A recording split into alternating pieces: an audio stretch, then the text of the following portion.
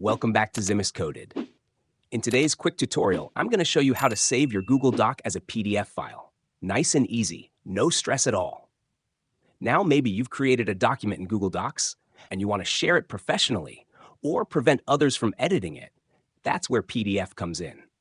Before we jump in, take a second to subscribe to the channel, like this video, and share it with someone who might need it. It really helps the channel grow. All right, let's get into it.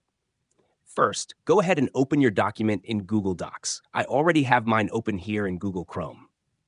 Now move your mouse to the top left corner of your screen and click on File. Good. Next, hover over Download, and you'll see a list of different file formats appear. Right here, look for pdfdocument.pdf and click on it. Once you click, boom, your document will start downloading immediately.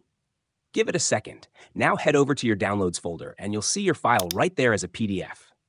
You can open it, share it, or print it, and the formatting will stay exactly the same. And that's it. Super simple, right? Now you can easily save any Google Doc as a PDF anytime you want. Thanks for watching.